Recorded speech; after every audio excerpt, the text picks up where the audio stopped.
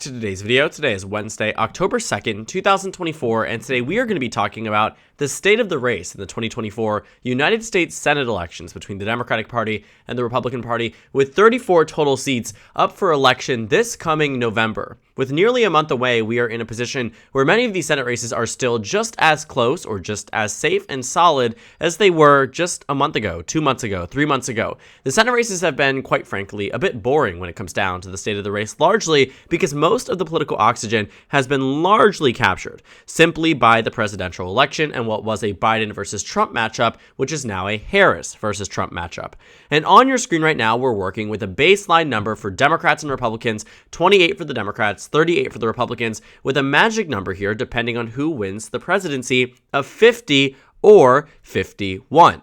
The 34 toss-up seats is a bit misleading. At baseline, there are not, in fact, 34 toss-up seats, but a lot less across the country. Many of these states are going to be characterized to what we call safe states, any state that's decided by margin of 15 points or more, and generally speaking, these are the states that neither side of the aisle loves to invest in, at least overall. And what you might find interesting about this map here is that there will be some slight changes from my most recent prediction that took place just today, a month ago. September 2nd was my most recent Senate election prediction. And now we're going to start doing them at a very similar pace to the presidential predictions. We're going to update this one in about 2 weeks' time. The presidential predictions in October are always updated every single week. And then right before the election, we'll do a day before forecast for our Senate races here. So let's get started. Let's start talking about some of the safe Democratic states, the safe Republican states, because quite frankly, there are a significant number on both sides of the aisle. But what I like to remind ourselves and ground ourselves in the very beginning when we talk about this set of Senate races is that we are in a position where we are in quite strong race. Not even the word quite. That's not even where I should have gone with this.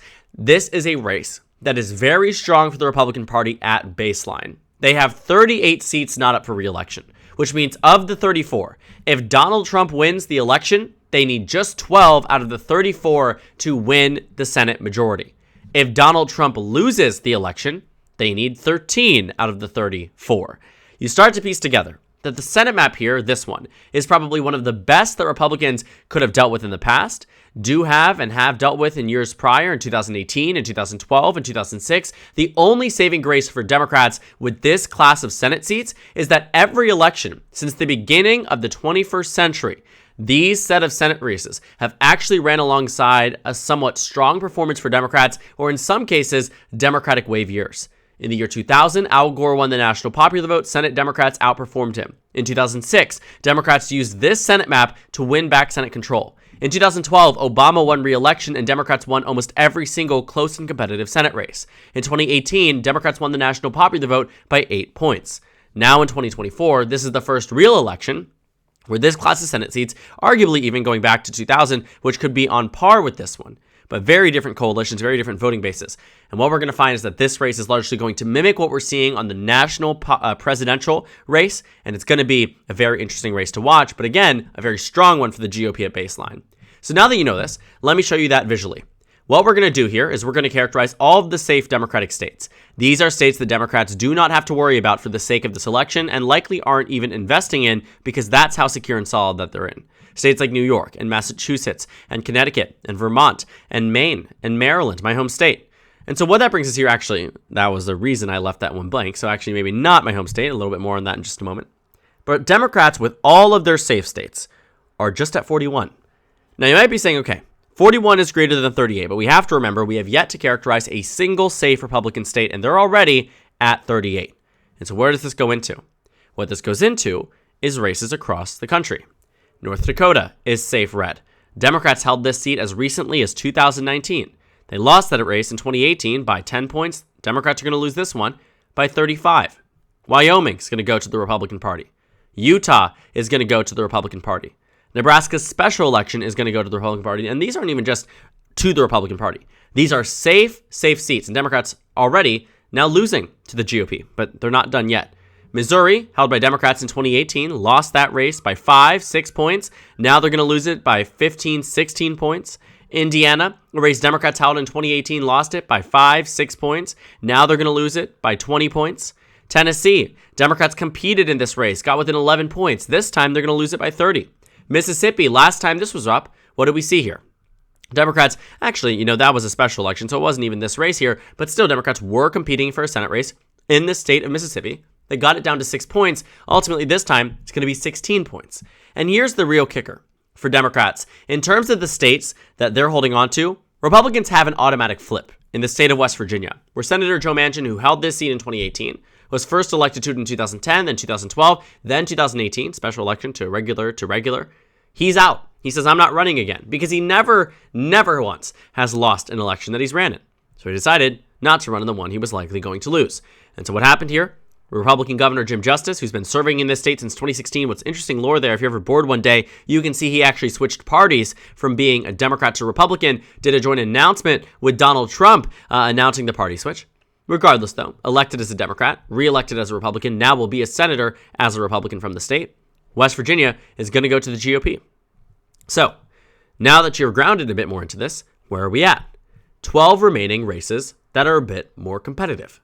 Now, when it comes down to the general election, when it comes down to many of these states, most of them still are not going to be true toss-ups. And what I mean by that is nothing that's meant to be, a little bit confusing. What I'm trying to say here is that there are going to be some states here where we can generally say we already know how these states are going to go.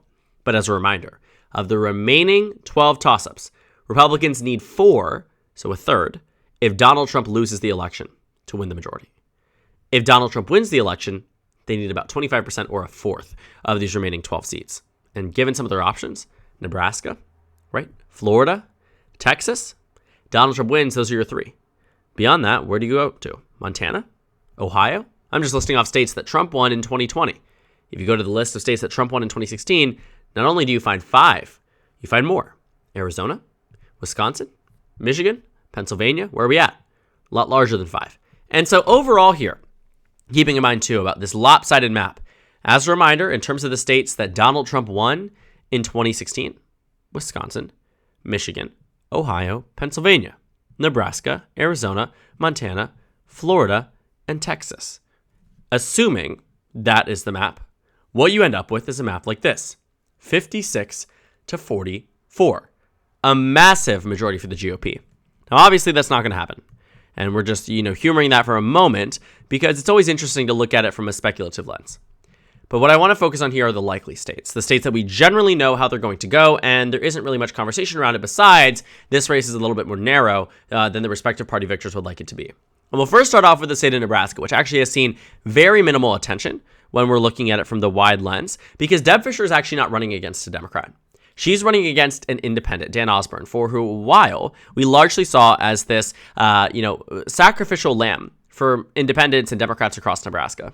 Democrats actually announced that they were not going to run a candidate in the Democratic primary because Dan Osborne was going to run. Now, Dan Osborne was not some formerly elected official. He's not some, Republican out there who decided he's running as an independent and was not challenging Deb Fischer from the internal conservative lens.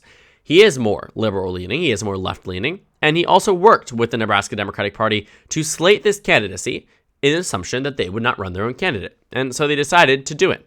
And what you found here is that Dan Osborne, running in this race, is now facing Deb Fischer, who has raised roughly $6 million to his less than $1 million. But the race here has actually gotten a lot more competitive than we'd like to think.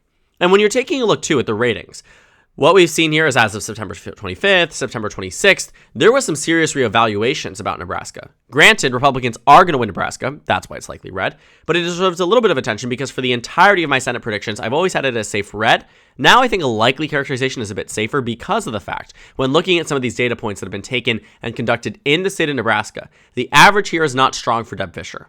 I don't think she's going to win by just 4. I think she's going to win more by 13 or 14 points. But I do think we're in for a closer race in Nebraska because Democrats aren't running their own candidate, but rather an independent. And I think this actually does bring in a convincing argument that Democrats should try to replicate this in some states where they already know they're going to lose. And they've tried it before. This is obviously not going to be the success story that Democrats would want it to be because I still believe Dan Osborne will lose the Nebraska Senate race. But it's interesting because a lot of the times, Republicans don't even campaign in some of their safe states because they think it's safe, no way a Democrat wins, but we don't ever really discuss an independent. Regardless, though, she wins. Nebraska just deserved a little bit of attention on that front when it comes down to being a more competitive race than it otherwise should be because of this smart way of politicking the Democrats have now employed alongside that independent candidate in the state of Nebraska. Still, we're finding across the map is that there are other likely states.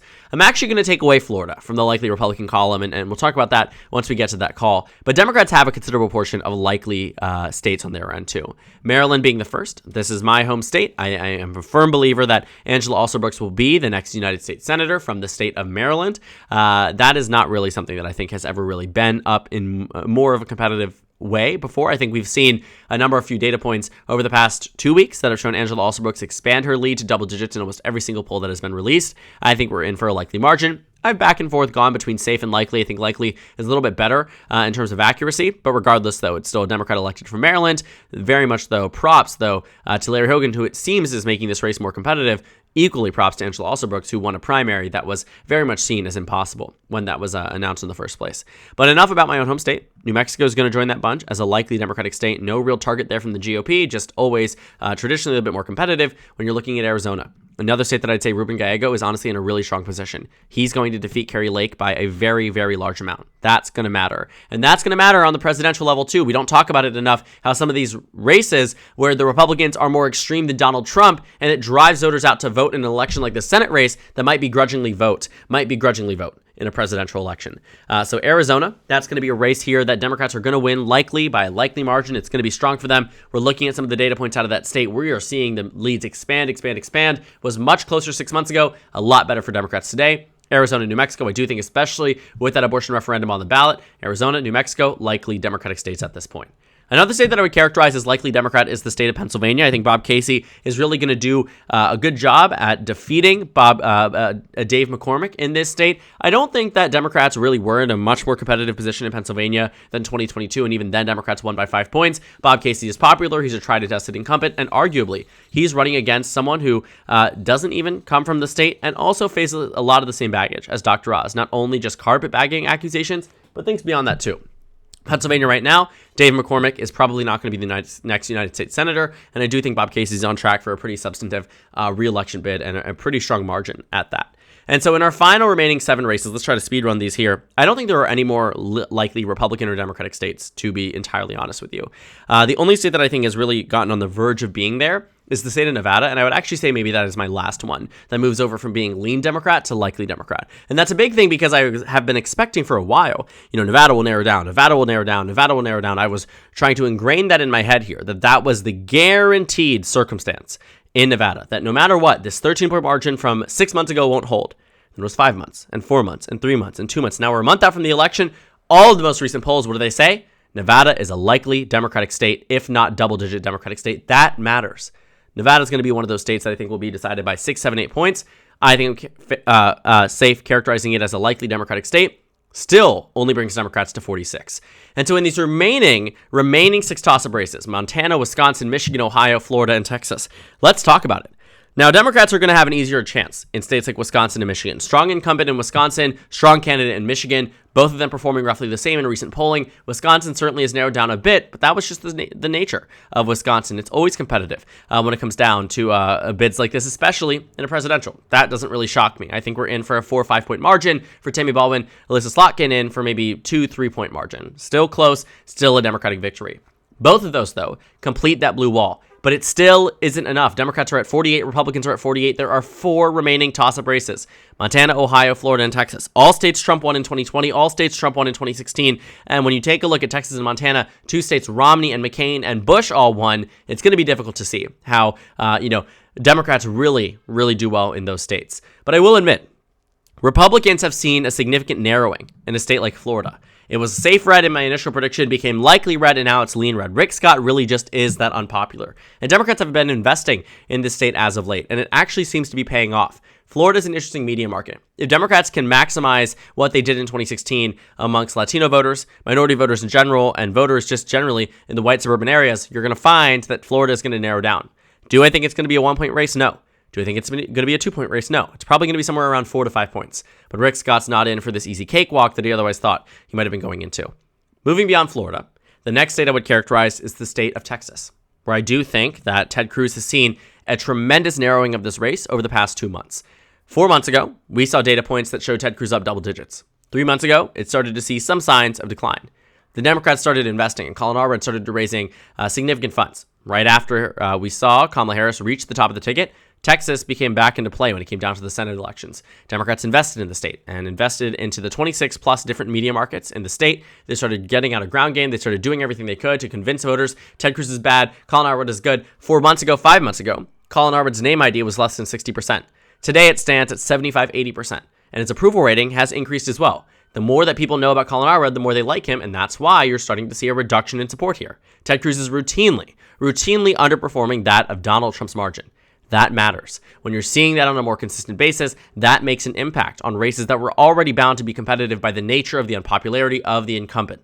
In this case, that's Ted Cruz, and overall, Texas will still remain to be a competitive state. Republicans are at 50, meaning that if Donald Trump wins the presidency, they win the majority. But it is Ohio and Montana that I think are going to be some of our more interesting states. Allow me to explain. Ohio and Montana are 2 states that Donald Trump won. I think that ultimately we are going to be in a position where Ohio is going to be a state that Donald Trump will still win by a very similar margin to that of 2020, and same thing in Montana. Do I think the Senate races will follow suit? Maybe not. I do think the Democrats stand a better chance in Ohio than I do think Montana. I think where we are in Montana is actually on the verge of becoming a likely Republican state. And I know a lot of Democrats are going to look at that and say, well, they've invested $50 million. How is that possible? But so have Republicans. From the very beginning, Mitch McConnell's PAC has made it their main focus that Ohio and Montana would be their targets. They didn't do this 2022 type of strategy that was failing. And what that meant was fielding the wrong candidates. Well, in Montana, they didn't do that. What in 2022 showed was investing in 10 states and losing 9 out of the 10. Now they're investing in 2 states and at least trying to win 1. Because they know the numbers here are just so beneficial. At baseline, assuming they win the states that Trump won by 3 points or more in 2020, they're winning the majority 52-48. 52-48. Democrats can counteract that in Ohio, but they can't do it enough in Montana because Donald Trump's going to win Montana by over 15 points. And there comes a level of polarization that makes it impossible for candidates to win. And Jon Tester is one of those candidates. Someone who survived in 2018, won barely in 2012, won barely in 2006. He doesn't have an electoral track record that shows that he wins every single time by massive margins. It does show he knows how to win elections. It does show he's strong, uniquely strong. But the data was a lot better for him back in August. The data was a lot better for him back in July. He was up 8 points. Now he's down 7 points. These things matter because voters are now souring on Jon Tester and warming up to Tim Sheehy, making Montana a lean Republican state. The final state I'd look at here is the state of Ohio. This is a state that is quite substantive when it comes down to the amount of money being spent into it, the amount of discourse that goes into it, the amount of attention that Ohio receives just in general. It might not matter because in this map's assumption, Republicans have already won the majority. But expanding on that only makes it harder for Democrats to win in 2026, 2028, 2030 with the same map here, and so on and so forth. And so Democrats are going to look at this map and say, okay, if Ohio is here, it's probably going red, right? I don't necessarily agree. I think we're in for an extremely tight Ohio race. Previously, I had it as lean blue. I'd say tilt blue, get it back to where it was. Because the race, I think, is fundamentally going to be more competitive than it has been suggested in the polls. I think Sherrod Brown being up by 4 means he's up probably by around 1. I think that's been standard. I think what we're going to find, too, is that Sherrod Brown and Bernie Moreno, the only way the Democrats were ever really going to win this race was with Moreno as the Republican nominee. Beyond that, there wasn't really a possibility. Sherrod Brown, in theory, is someone who does represent a bit more liberal values than what his constituency might want. And that's difficult to balance when it comes down to winning re-election. He's still popular, though.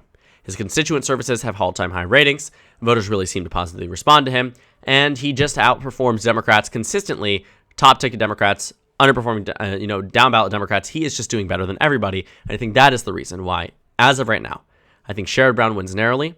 Democrats lose Montana. Nebraska narrows down narrowly. Florida narrows down. Nevada moves to likely blue. Beyond that, not many other changes. Wisconsin narrowed down just a little bit. Ultimately, though, the numbers are the same, 51-49. Republicans win back Senate control. But Democrats see some signs of promise for future elections. That brings us to an average here of Republicans gaining seats in the Senate, but still Democrats holding their ground in many other battleground races. So thank you guys so much for watching this video. Make sure to comment down suggestions below. Subscribe on the left if you haven't already, and check out the Instagram and Twitter. At the bottom left of the screen, there's also a Discord server for you to go ahead and join. On the screen, there's a video you can watch and then a playlist for my 2024 presidential election analysis videos. Again, thank you guys so much for watching, and I will see you all later today.